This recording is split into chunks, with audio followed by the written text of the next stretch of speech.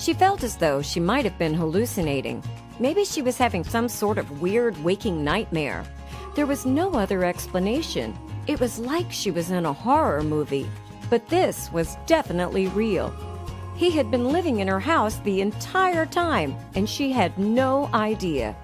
But once the truth became very clear, she started to freak out. Life wasn't easy for Tracy. She was a single mom with 5 kids and was living in Rock Hill, South Carolina. She had struggled to provide for her family for several years, which was very difficult sometimes. Some of her kids were fully grown, but everyone lived under the same roof to save money. But they were a happy family. Then something happened that would prove to be a potential threat to everyone's existence. On a seemingly normal September day, Tracy heard odd noises in the attic. She immediately assumed it was an intruder, but she always made sure to lock her windows and doors. She did this because she and her family lived in a bad part of town where burglaries were common. She saw no evidence of a break-in, so she figured it was her mind playing tricks on her. But soon, she started to realize that perhaps it wasn't her imagination after all. Tracy continued hearing random noises coming from the attic. This continued for several days, but when she asked her kids if they had been messing around in the attic, they said no. She believed them too. The attic was too musty and dark to be any kind of fun for the kids. She rarely went to the attic unless she wanted to store something up there. But when the noises didn't stop, she came up with a theory of her own. One day, Tracy noticed that the sounds kept moving from one room to the next, but she might have missed that if she hadn't been cleaning the house. She assumed a raccoon or a possum had made their way inside and was living in the attic. If that was the case, then she'd have to contact animal control. Unfortunately, it was Saturday, and they were closed on weekends, so she figured she'd call on Monday. But the source of the noise in the attic had other ideas. It was around 2:30 a.m. that night when a creaking sound woke Tracy up. It came from the ceiling, and it was followed by thumping sounds on the floor of her bedroom. She looked down, and despite the dimness, she noticed a bunch of nails on the carpet. It dawned on her that those nails were coming off the ceiling boards. She was frozen with fear. Whatever was up there, it wasn't a raccoon or a possum. Tracy thought there was some poltergeist stuff going on, but she was too scared to go up to the attic and check. So she hid under the blanket and did her best to slip back into a deep sleep. Before she did, she thought about what was haunting her attic. She didn't want to go on like this, so the following morning she decided to get to the bottom of things. When she woke up, Tracy learned that her nephew had stopped by to visit her 2 grown-up sons at the house.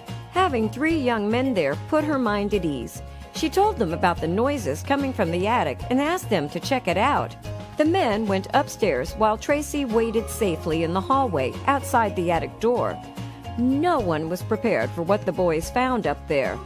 The young men knew something wasn't right the moment they walked into the attic. For starters, there was a foul stench, and there was garbage thrown on the floor. Tracy's old jackets and coats had been packed up in a single corner by the heating unit.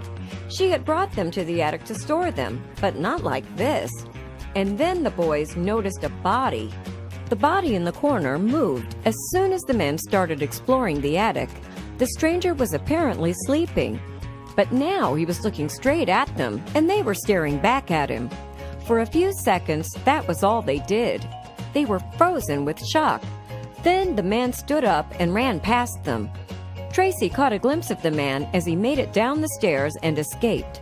She suddenly realized that she knew him. The family immediately called the cops, but by the time they arrived, the intruder was gone. However, Tracy recognized the man. 12 years earlier, he had come over to do some housework for her. She even dated him for a little while. Unfortunately, he had a history of criminal tendencies, which forced her to break up with him. But the man didn't handle the breakup well and tried to get back at her. The man wanted Tracy back, but she turned him down. So he stole her truck. But she reported him, and cops caught him. Even after he went to prison, he kept trying to harass Tracy. He sent her letters assuring her he'd changed and pleaded with her for a second chance. After his release, Tracy heard he moved to Charlotte, North Carolina. She assumed these were just rumors, but then she found out it was true in the worst possible way. Police searched the attic where the man had been living this whole time. They assumed that he had been there for several weeks. He had packed all the old coats and jackets into the heating unit and was sleeping in the heating unit, said Tracy. They even found a bunch of plastic cups he'd used to relieve himself, which was also the source of the foul stench. Then they made a more frightening discovery. Authorities discovered that the man had reconfigured the air vents on the ceiling so he could spy on Tracy while she was in bed. Tracy was horrified when she learned she had been spied on. "It's got me flabbergasted," she said in an interview. "How can you look at someone through an air vent?" But they still had no clue how he broke into the house or how he got into the attic. The only available access was the hallway door between her kids' bedroom. And the threat wasn't over. Authorities know the man's identity, but he has managed to evade them. For the time being, he remains at large. Days after he ran off, Tracy could have sworn she saw him lurking near her house, but cops found nothing. Meanwhile, she wants him caught. "I want him to be charged with it," she explained. "It could be somebody else who does the same thing too, but she might not be so lucky."